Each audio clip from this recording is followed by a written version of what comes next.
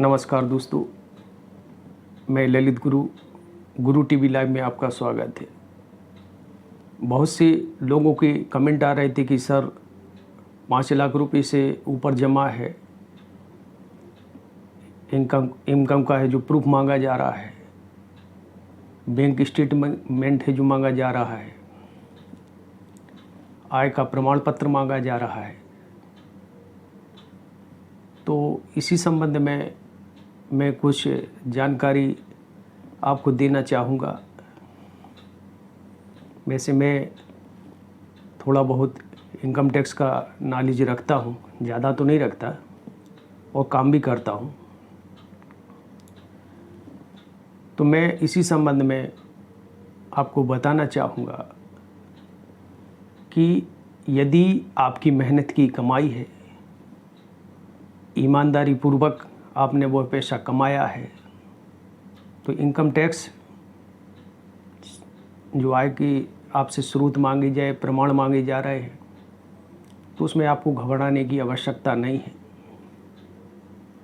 भारत देश के जो भी नियम कानून सभी को पता है, जनता के हित के लिए बने हुए हैं। वो अलग बात है कि गरीब मध्यम वर्ग वाला व्यक्ति उनसे जूझता रहता, परेशान होता रहता है, और पैसा वाला व्यक्ति आराम से है जो निकल जाता है। आज इसी विषय में मैं कुछ बताना चाहूँगा कि आपने चाहे 50 लाख रुपए या 1 करोड़ रुपए भी जमा किए हों, तो आप कैसे दावा करें, कहाँ से आय का प्रमाण पत्र लाएंगे। तो यदि आपने मान के चलो कृषि भूमि विक्रय की, अथवा अपना प्लाट विक्रय किया, या मार्केट से उठा कर दिया, जो भी कहने का मतलब जो भी आपका है, जो वह पैसा कहाँ से आपके पास आया।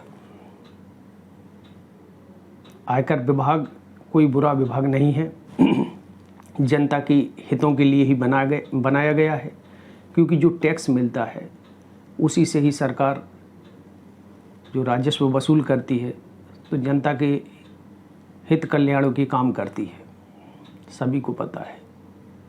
अब मान के चलो आपने ज़मीन बेचकर है जो आप इनकम टैक्स के दायरे में नहीं आती थी, और आपको आयकर विभाग की जानकारी नहीं है, और सहारा इंडिया द्वारा संचालित जो भी योजनाएं थी कोऑपरेटिव सोसाइटी में, उसमें आपने पैसा निवेश किया ज़्यादा ब्याज के चक्कर में या कुछ भी,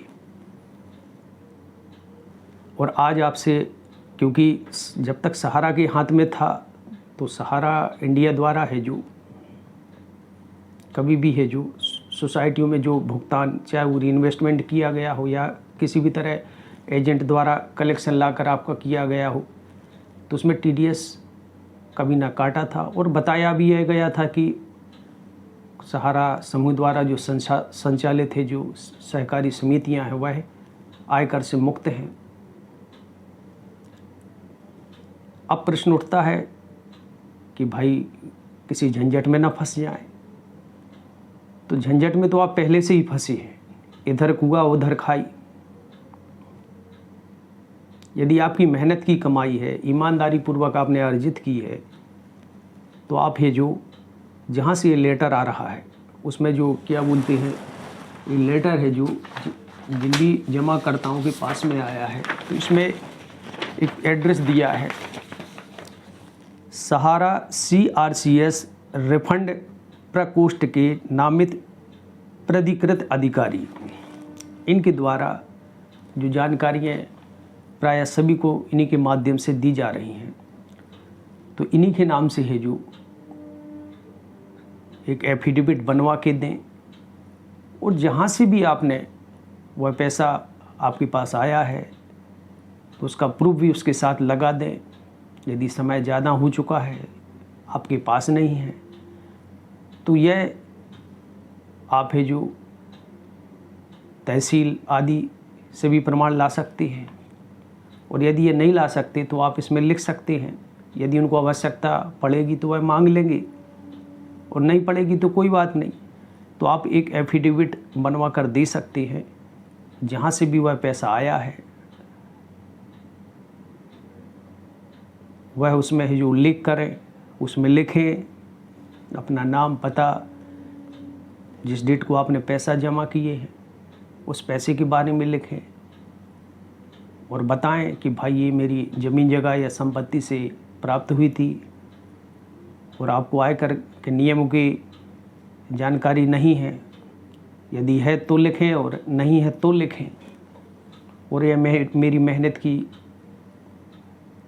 कमाई है या जमा पूंजी है, इसको एक कैपिटल इनकम बोलते हैं वैसे। तो आप इस तरह का शपथ पत्र बनवा के दें। और निश्चित ही ऐसा नहीं है, सभी को पता है कि सहारा समूह के जमाकर्ता विगत वर्षों से है जो रीइन्वेस्टमेंट पर रीइन्वेस्टमेंट हो रहा, भुगतान नहीं दिया जा रहा है। तो ऐसा नहीं है कि आपके साथ कोई अन्याय होगा। आयकर विभाग के सभी कर्मचारी हों चाहे अधिकारी हों, सभी लोग जानते हैं, उनको सभी पता चल जाता है कि भाई आप सही लिख रहे हैं या गलत लिख रहे हैं। तो जो भी जानकारी है, कहने का मतलब, यदि आपने मेहनत का आपका पैसा है और जहाँ से आपने अर्जित किया है, अगर सहारा के एजेंट हैं और आपने मार्केट से उधार लेकर जमाकर्ताओं को दिया है, वह बॉन्ड अपने नाम पर ट्रांसफ़र करवाए हैं, तो जैसा आपने किया है वैसा लिखें। यदि खातों का पूर्व रीइन्वेस्टमेंट किया है तो आप उसमें वह भी लिख सकते हैं कि भाई खातों का है जो पूर्वत है जो रीइन्वेस्टमेंट किया गया, उसकी जानकारी उसमें लिख दें। तो ऐसा नहीं है कि आपके साथ अन्याय हो, न्याय होगा। उसके अलावा आपके पास रास्ता ही क्या बचता है, क्योंकि कंपनी तो नहीं लगता कि आपका भुगतान देगी और सरकार ने पोर्टल बना दिया। अब प्रश्न उठता है कि भाई उसमें डिफिशिएंसी कम्युनिकेटेड लिखा रहा है। अरे वो ठीक होगा भाई, भुगतान वही होगा जिसने पोर्टल पर आवेदन किया है, करना ही पड़ेगा। सरकार भी चाहती है कि आखिर देखें कितने जमाकर्ता जिन्होंने ईमानदारी पूर्वक अपने पैसा पाने हेतु दावा किया है।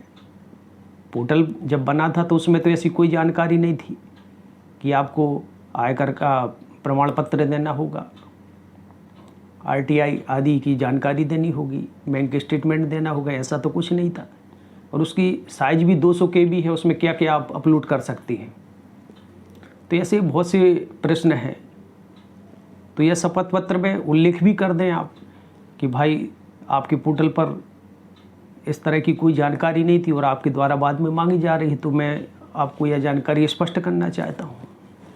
कानून सबके लिए है, संविधान सबके लिए है, नियम कानून सबके लिए और जनता के हित के लिए है। तो यह सब चीज़ें आपको लिखना पड़ेगा। इसमें डरने की आवश्यकता नहीं है। आयकर विभाग बहुत अच्छा है, किसी के साथ गलत नहीं करता है। वो अलग बात है कि राजनीतिक चीज़ों में कोई भी मैटर फंस जाता है तो उसमें प्रभावित होना स्वाभाविक है। तो सरकार भी चाहती है कि देखते हैं कि कितने जमाकर्ता आवेदन करती हैं। तो मैं यही कहूँगा। अब दूसरी बात यह बताऊँगा कि अब सहारा के बारे में कहें तो यदि जमाकर्ता को यदि जो इनकम टैक्स का प्रूफ मांगा जा रहा है, तो आज तक वित्तीय संस्थानों में आप कितना भी पैसा ले जाओ तो आपका पैन कार्ड मांगा जाता है, ना कि आपकी कहीं भी आप चाहे LIC चले जाओ चाहे बैंक चले जाओ तो आपसे पैन कार्ड 50,000 से ऊपर जमा करते हैं तो पैन कार्ड मांगते हैं कि भाई पैन कार्ड दीजिए। बाकी वो इनकम टैक्स का काम है, इनकम टैक्स स्वयं कर लेगा, नोटिस जारी करेगा, आपसे पूछ लेगा और अगर आपका बनता है तो वो मांग लेगा। लेकिन ऐसा लगता है कि यह सहारा रिफंड पोर्टल है 10,000 रुपये तो जमाकर्ताओं को देने में सक्षम नहीं है अभी तक। 45 दिन बाद भी जिनके प्रोसेस्ड भी हो गए ना, तो उनके लिए भी समय लग रहा है। 45 दिन बाद तो शायद ही किसी की जानकारी हो। डिफिशिएंसी कम्युनिकेटेड, कभी अंडर प्रोसेस, फिर रिजेक्ट, फिर अंडर प्रोसेस, फिर उसके बाद क्लेम प्रोसेस भी हुए। उसके बाद उसी में से कुछ है जो कहना चाहिए कम्युनिकेटिव डिफिशियंसीज लिखा आ रहा है।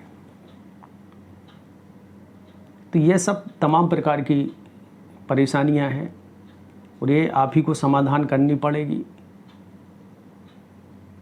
इसमें किसी भी प्रकार की डरने की आवश्यकता नहीं है यदि आपकी मेहनत की कमाई है तब। और लेने वाला दोषी है तो देने वाला भी दोषी है। यदि सहारा इंडिया ने नियमों की अवहेलना की है, पैसा लिया है, तो सहारा इंडिया भी दोषी है। ये आपने जमा करते समय क्यों नहीं आय का प्रमाण मांगा? क्या जमा करता ही अकेला दोषी है? ये बहुत सी विषय वस्तु बनती हैं, क्योंकि जब सहारा रिफंड पोर्टल ईडी, सीबीआई आदि विभागों को एकत्रित कर माननीय सहकारिता मंत्री जी द्वारा स्पष्ट बताया गया था कि सब कुछ शांत कराते हुए यह जनता के हित के लिए, सहारा समूह के जमाकर्ताओं के हित के भुगतान के लिए बनाया गया था। लेकिन आज इसमें जमाकर्ताओं के हित की अपेक्षा सहारा प्रमुख का हित ज़्यादा नज़र आ रहा है, जो कि वैधानिक रूप से गलत है। यदि किसी भी चीज़ का मध्यस्थता या समझौता होती है तो जितनी कृपा दृष्टि सहारा इंडिया पर हो रही है उतनी ही कृपा दृष्टि सहारा इंडिया की जमाकर्ताओं पर होनी चाहिए। अब मैं आपको एक चीज़ और बताना चाहूँगा कि सहारा इंडिया द्वारा जो संचालित सोसाइटी है, तो आपको बताऊँगा कि सहारा इंडिया द्वारा है जो फाइनेंशियल ईयर 1 अप्रैल 2015 से 31/3/2016 तक, जिसका फाइनेंशियल ईयर होता है 2016-2017, इसका असिस्टेंट ईयर होता है 2017-2018। तो ये जो Sahara star multipurpose cooperative society, आप लोग इस चीज़ पर मंथन करना, और आप ही जो इनकम टैक्स की साइट पर जाकर भी देख सकते हैं, उसमें 10 नंबर डाल गई जो सहारा इंडिया द्वारा पैसा रीइन्वेस्टमेंट किया गया क्यूसाप का, वह जो निवेश किया गया वह आप सभी को पता है, 90% व्यक्तियों को पता है कि सहारा इंडिया, सहारा क्रेडिट कोऑपरेटिव सोसाइटी, सहारा यूनिवर्सल, हमारा इंडिया और star multipurpose cooperative society.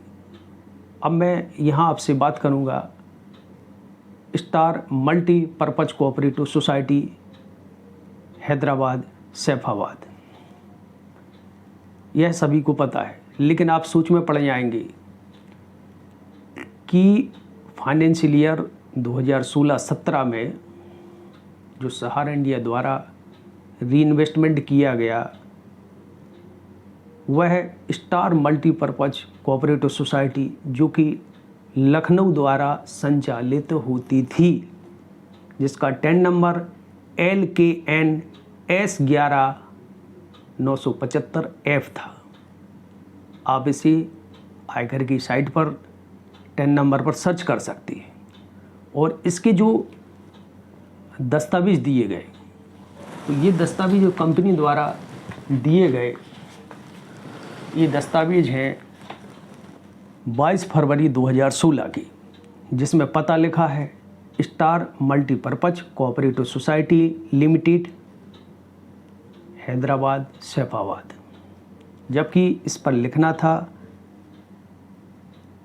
Star multipurpose cooperative society Lucknow. वैधानिक रूप से मेरी जानकारी अनुसार यह लिखा आना था, लेकिन लिख कर क्या दिया, ये सर्टिफिकेट लिख कर दिए। और अभी भी बहुत से व्यक्तियों के पास यही सर्टिफिकेट है। ये मैं नहीं कह रहा है, ये आयकर इनकम टैक्स विभाग कह रहा है, उनकी साइट पर डला है। तो भाई ये तो प्रश्न चिन्ह उठता है, भले ही दोनों सोसाइटी आपकी है, लेकिन इसका 10 नंबर अलग है और उसका 10 नंबर अलग है। और जिसका किसी भी दुकान का यदि 10 नंबर है तो दुकान का जो नाम है उसी से संचालित होगी ना, यह प्रश्न चिन्ह लगता है। और इस पर है जो काम किया गया कंपनी द्वारा फाइनेंशियल ईयर 2016-17, इसके पूर्व में फाइनेंशियल ईयर 2015-16, इसमें यही 10 नंबर जो लखनऊ का था, लखनऊ द्वारा संचालित होता था स्टार मल्टीपर्पज़ कोऑपरेटिव सोसाइटी का, इसी पर है जो एफडी है जो फिक्स्ड डिपॉजिट किया गया, री इन्वेस्टमेंट किया गया। इसके उपरांत है जो फाइनेंशियल ईयर 2018-19 यानी 1/4/2018 से 31/3/2019, इसके बाद जो भी इन्होंने फिक्स्ड डिपॉजिट किया स्टार मल्टीपर्पज़ कोऑपरेटिव सोसाइटी में, तो वह उसका 10 नंबर था HYDS 3771-6A, जो कि हैदराबाद द्वारा संचालित होती थी। तो जो हैदराबाद द्वारा संचालित होती थी उसका है जो 10 नंबर मैंने बताया। अब ये पैसा इन्होंने आरंभ किया 2018-19 की 1/4/2017 से 31/4/2018 तक, और उसके बाद सहारा इंडिया द्वारा है जो Sahara star multipurpose cooperative society Saifabad Hyderabad में काम किया गया। इसके पूर्व कौन सा, लखनऊ वाले में, इसके बाद ये हैदराबाद वाले में काम किया गया। और इसका 10 नंबर भी अलग है, HYDS 3771-6A, यह 10 नंबर है। जबकि सर्टिफिकेट दोनों के हैं जो एक ही है, इसमें कोई एड्रेस चेंज नहीं है, जबकि इसके एड्रेस चेंज होना चाहिए था, क्योंकि ये एक लखनऊ से संचालित हो रही है, उसके बाद हैदराबाद से संचालित हो रही है। तो लखनऊ वाले में लखनऊ के डॉक्यूमेंट्स देना था और हैदराबाद वाले में हैदराबाद के डॉक्यूमेंट्स देना था। ये तो मैं नहीं कह रहा, ये आयकर विभाग की जो साइट पर डला है, आप भी देख सकते हैं। अब प्रश्न उठता है, कंपनी कहेगी नहीं हमने नहीं किया, कर्मचारी अधिकारी या एजेंटों ने किया हो, तो नहीं भाई, ये कंपनी ने किया है। इसकी प्रमाणित मेरे पास जानकारी है। इसकी प्रमाणित जानकारी है कि एक व्यक्ति था, अब मैं उसकी पूरी आपको स्थिति बताता हूँ। एक जमाकर्ता थे, अब वह जमाकर्ता थे जिन्होंने 24/12/2009 सहारा हाउसिंग बॉन्ड में 16,000 रुपये जमा किया था। यह 15 साल की स्कीम थी। 16,000 रुपये में से 1 लाख रुपये, 16,000 का 1 लाख रुपये मिल रहा था। 24/9/2012 को उसे क्यूसाब में परिवर्तित कर दिया गया, क्योंकि सहारा सेवी का प्रकरण बना, तो ये एडजस्टिंग कर दिया क्यूसाब में। कितना है इसका अमाउंट बना, 22,500 रुपये की क्यूसाब की रसीद बनाकर दे दी, जो कि 235% थी। उसके उपरांत है जो क्यूसाब का भी भुगतान इन्होंने नहीं किया, उसको भी री इन्वेस्टमेंट किया 30 माह में। काय में किया, star multipurpose cooperative society limited Lucknow. 2016 में फरवरी में लखनऊ वाले में किया। सर्टिफिकेट किसका दिया, सर्टिफिकेट इनको दिया star multipurpose cooperative society limited Saifabad Hyderabad का। तो ये गलती किसकी, कंपनी की। 30 माह बाद फिर भी इनका भुगतान नहीं दिया गया, तो पहले हाउसिंग बॉन्ड, फिर क्यूसाब, फिर स्टार में इनका पैसा जमा किया गया। अब इनकी खाते और भी थी, इन्होंने भविष्य के हिसाब से पैसा जमा किया था, तो उन्होंने आरडी खोली थी। सरकारी कर्मचारी थे, 50-60 हज़ार रुपये इनको वेतन मिलती थी, तो इन्होंने आरडी खोली थी। वह आरडी एक आरडी थी, और वो आरडी की जो स्कीम थी वो भी रियल एस्टेट योजना के अंतर्गत इन्होंने खाता खोला था। 2,000 रुपये माह का रियल एस्टेट का खाता खोला था। 5 वर्ष हेतु इन्होंने खाता खोला था। तो एक 2,000 का खाता खोला था और एक 3,000 रुपये का मंथली खाता खुला था। ये हर माह है जो आरडी जमा करती थी रियल एस्टेट योजना के अंतर्गत जो सहारा इंडिया द्वारा संचालित होती थी। 2,000 रुपये भी है इन्होंने है जो 6/10/2009 को 2,000 रुपये मंथली का खाता खुला, 72,000 रुपये जमा किए। इसको भी 29/5/2012 को क्यूसाम में है जो समायोजित कर दिया गया। इनकी राशि 79,800 रुपये है जो समायोजित की गई। बाद में इसी को है जो क्यूसाम में है जो पलटी कर दिया गया।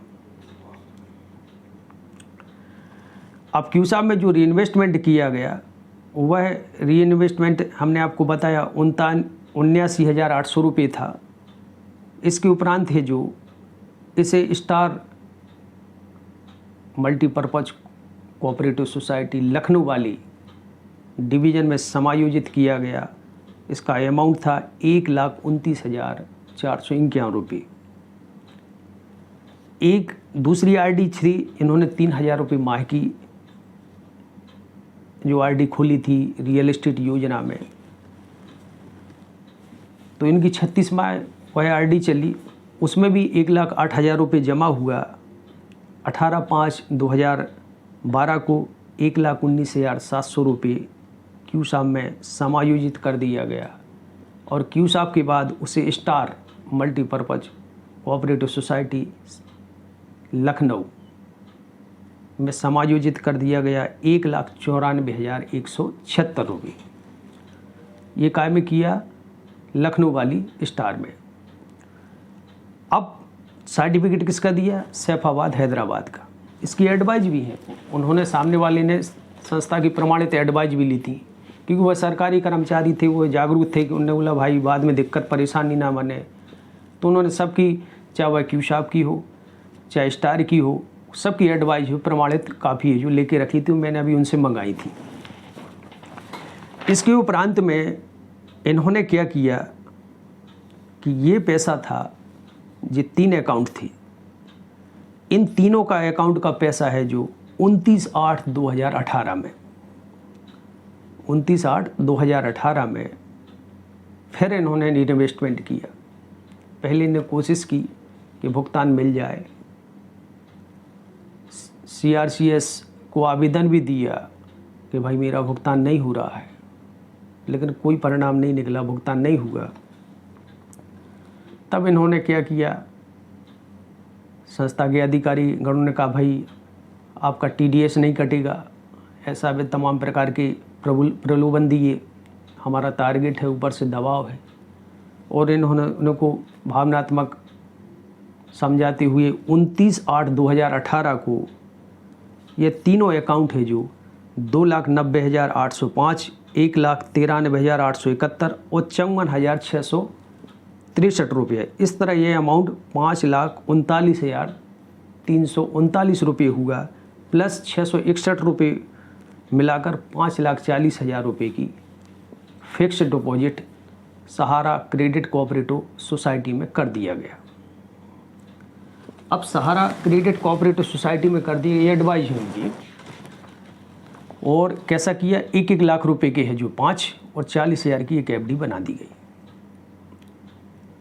अब जमाकर्ता को पैसे की आवश्यकता थी, वह समझ चुका कि अब सहारा इंडिया पैसा नहीं देगी। उसने फिर से है जो सेंटर रजिस्ट्रार को शिकायत की। शिकायत करने के बाद वहाँ से भुगतान हेतु दबाव डाला कि इनका भुगतान क्यों नहीं दिया जा रहा है। लिस्ट भी आई और भुगतान नहीं हुआ। उसके बाद है जो इन्होंने जिला उपभोक्ता फोरम दमू में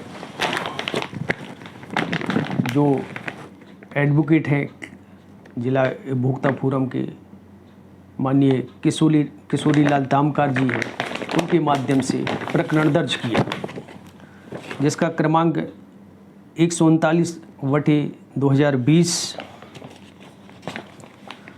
157/2020, 158/2020, 159/2020,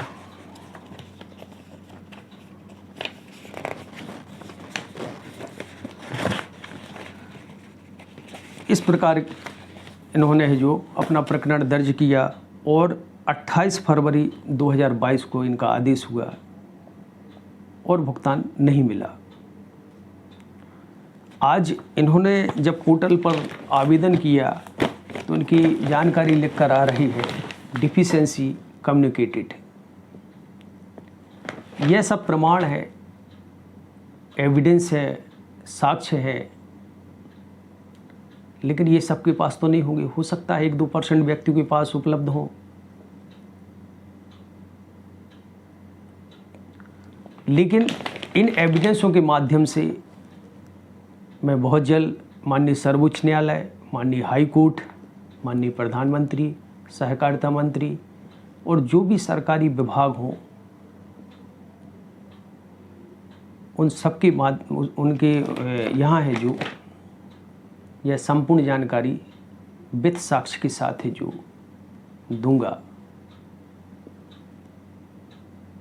मैंने कहा था कि बहुत जल्दी मैं प्रमाणित सूची साक्ष्य सहित बताऊंगा, उसमें समय लग रहा है क्योंकि भाई मेरा उद्देश्य यह यूट्यूब चैनल बनाने का पैसा कमाना नहीं है। बहुत से कहते हैं यूट्यूब वाले पैसा कमा रहे, तो मैंने तो आज तक 1 रुपये नहीं कमाया।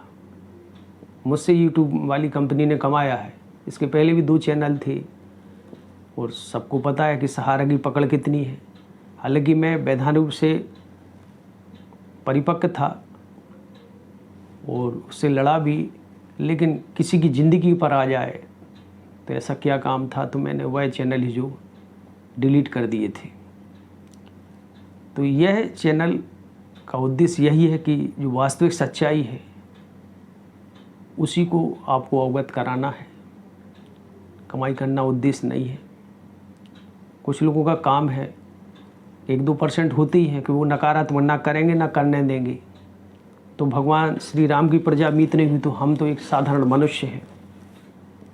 यह उनका काम है, कर वो अपना काम करे और मैं तो जब तक प्रयास बनूंगा, जब मैं तो हमेशा से ही प्रयास कर रहा हूँ कि जमाकर्ताओं का भुगतान हो। तो मैं आप सभी को यही निवेदन करूंगा कि यदि आपका पैसा ईमानदारी पूर्वक जमा किया गया है तो उसके जो भी प्रूफ हैं आप लगाएं। और ऐसा नहीं है कि कोई इनकम टैक्स आपको पूरी आपके ऊपर एक कार्रवाई करे। इनकम टैक्स को सब पता चल जाता है कि आप सही बोल रहे हैं या गलत बोल रहे हैं। आशा करता हूँ कि यह जानकारी आपको अच्छी लगी होगी। यदि जानकारी अच्छी लगी हो तो वीडियो को लाइक व शेयर करें, चैनल को सब्सक्राइब करें। जय हिंद, जय भारत।